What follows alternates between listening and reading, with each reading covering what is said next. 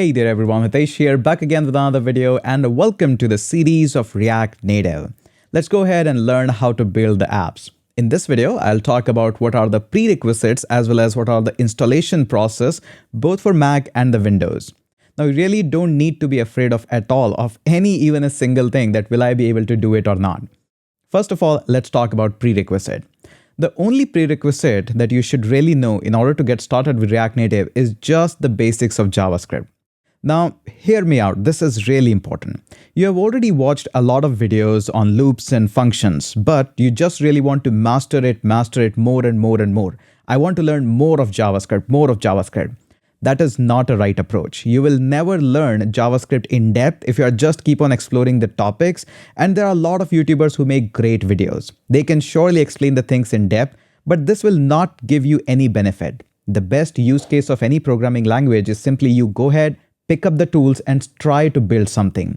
And that's exactly what we'll be doing in this course. We will start building the things and eventually you will understand that just basics, you know just the basics of loops and function, but how much confident you are feeling when you are building the apps and building the projects. So the prerequisite is I only expect that you should know basics of JavaScript. Now, yes, I know that the React Native these days by default support TypeScript. We won't be taking advantage of that much, at least in the initial phase, not too much. Once you get comfortable with it, then I'll introduce you a little bit of that.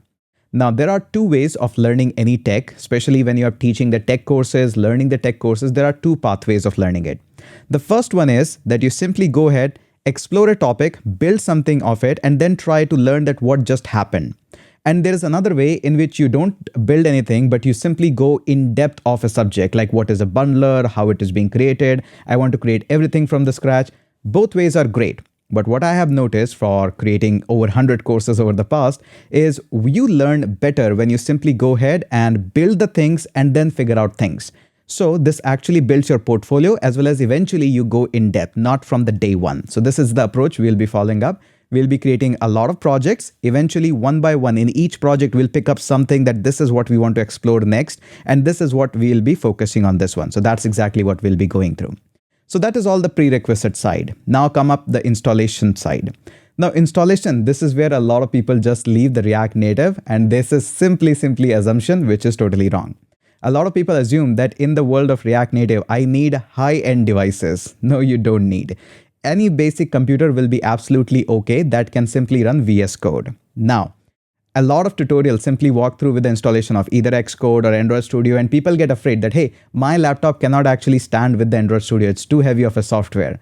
Now, hear me out. You don't need Android Studio. You surely will need to install it, but you don't need to use it. I'll be using this old device of my Android, which is OnePlus 7, a little bit of an older device. And throughout this entire series, you'll notice I'll be using just this old Android device and a VS Code and nothing else. And we'll be able to create apps which will run absolutely fine on Android and on iOS as well. We will not be able to test it if you're on Windows, but still the same source code will be able to work there. But we'll be testing all of our apps in just this old Android device. This is OnePlus 7, decently old. Now let me walk you through that what are the installation steps and what you need. Now the first and the very basic thing is simply go on to Node.js and install this one. This is like not negotiable. You need to have a Node.js. A lot of code that you run is simply a JavaScript, so you need that. You can use any of these versions. It's not going to create any problem at all. Now, what happens in the React Native, we will be learning through the documentation throughout this course. What I want to bring your focus on this one. So this is a cross-platform application building style in which you write your code simply in the JavaScript, of course, modular JavaScript, and the same one is getting transferred into your Android and iOS and all of that. So it automatically takes care of that. We don't worry about that. We will definitely come back onto this, that how it does, what are the bundlers, Metro and all of that in the later on videos. Right now, we won't be going in depth. Right now, here is a simplistic diagram that what you really need in order to get started with this. And again, this is super simple installation. I don't need to show you just by clicking next, I agree, all of that. That would be a wastage of your valuable time. So this is first of all for the people who are on Windows. Simply go ahead and install VS Code. I know this is already your favorite.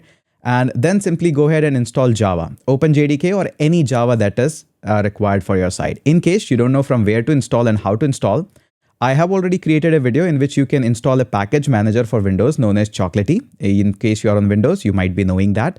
I'll click on development and click on the guides. And here, just close this, the first one, the basics. In the environment setup, open up the development environment setup. And we will be, throughout this series, we'll be going through the React Native CLI. Expo is simpler to install, simpler to work, but all the professional apps that you'll see in the high-end companies, they are designed through the React Native CLI approach. This is a little bit of a tougher approach in the start, but this is a better approach. This will actually make you a standalone engineer who can build production-grade React Native application. Surely you can do that with Expo as well, but the market demand is high for this one, and it gives you actually more freedom. Now let's just say we are on Windows and we want to target OS is Android. This is what we want to build. This is the only command that we want to worry about. We have installed a Chocolatey. I'll link the video in the description, or somebody can put that in the comments as well. I have already a video in that Chocolatey install. It's super simple install, one command. And you have to install Node.js, LTS, long-term support, and it also installed the Microsoft OpenJDK. You need to install Java. That is the whole picture. The idea is that once you have this Java, you should be able to run through your command line simply a command that says Java --version. As long as you're getting any output of this, something like this, that, hey, I have OpenJDK or any JDK version, that is all what we need for this particular situation. That is all, really simple. Let's go on to the next step. Once you have Java installed, then you need Android Studio. Now here comes the question. Hey, Tesh, you just said that, hey, we don't need Android Studio. Yes, I am still on to that point that we don't need Android Studio for this one. But we need the installation of Android Studio. I will never ask you to even open it. The whole idea is having this Android Studio because Android Studio behind the scene installs some of the tools that we require in order to make sure that we are able to run our app on this device. And that tools comes from the simple Android Studio. Once you install that, one major tool that comes up is this guy. Let me show you this. And I can simply say version. So this ADB is Android Debug Bridge. You can install that by default as well. But what I noticed while practicing and before making this video is when you install it directly, there are some components which missed out. So the best way is simply install the Android Studio and this will take care of everything, even setting up your path and all the tools and everything that is required. Let me show you one more thing. Let me go ahead and open up the Android Studio, not the settings. Let me go ahead and say Android Studio. There we go. Just a second, it will open it up. Let me open this up on the window. Just a second, and I'll open this up on my Windows here. There we go. So notice here, I have not created any project. There is nothing absolutely created. Even if I click on more option, in my virtual device manager, there is no device that I have created. Also, on top of that, in the SDK manager, if I open this up, there is no extra tool or nothing that I have installed. I can click on SDK. Notice here, SDK platform tools are installed. This is what we need. This is the main reason why we have installed it, so that properly tools can be installed. Rest of the things, we really don't care. So told you, it's really, really simple to get started with this one.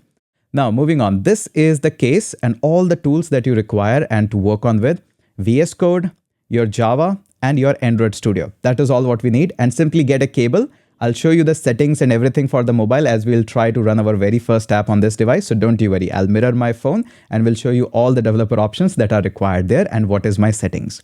Now coming up onto the folks who are working on the Mac, the only advantage for the Mac guy is that you can test your application on iOS as well. iOS Simulator is not available for the Windows. But again, I'm repeating this again, probably for 5th time. And please let me know in the comment section that if somebody still asks in the comment, let him say that, hey, I have repeated this many times. The only advantage for the Mac guy is that you can test your app on iOS. You can still build it on Windows, but you'll be able to not test it, okay? It's same for the Mac guys. Go ahead and install VS Code. That is the code editor I'll be using. And then obviously install Java. Installing Java through the homebrew is always the best idea. Brew install Java. And we also need Android Studio in the Mac as well. Again, repeating the same stuff that you do not need to put any of the configuration or any virtual device or simulator on Android. You simply just need to have it so that all the paths are properly there. All the tools like ADB are properly installed. And then optionally, you can install the Xcode. Maybe you want to test out some of the apps. I'll show you how the app looks like on both platforms as well. You can go ahead and do this. It's really simple. And again, this documentation can be a little bit clumsy, that why we are doing it and all of that. You don't need to do all of this. You simply go ahead and install it. That's it. The rest of the environment variables and stuff, they have also mentioned in case you are on Windows that, hey, how you can change. So wherever your Android Studio gets up, You just put that into your variable path, and that's all. In case you face any issue, there's a Discord channel in the comment section that will help you. Welcome to the sponsored section of this video. Hashnode is a great platform to write blogs and articles. And for this particular video, in the prerequisite, together we are going to help the community as well. Go ahead and write a simple article along with the screenshots of the installation process. If you're on a Windows, write for Windows. If you're on a Mac, write for Mac. If you're on Linux, write for Linux. The articles that you're going to write is simply going to help the community as well as will spread awareness about this series as well. So go ahead, write an article and post it and share it with me on LinkedIn, on Instagram, and on our Discord channel. I'll select one of the winner and will send some t-shirt to him. So that's all for this one. Go ahead, fulfill the assignment as well. More assignments will come up in more videos. Let's go ahead and move further. Again, after the installation, no need to do anything. Please do not do anything. Once the installation and everything is done, I'll walk you through that how we can actually set up a path. In case you require any more videos or something like that, don't worry, I'm here. I'll try to create more videos on that and we'll go through step by step.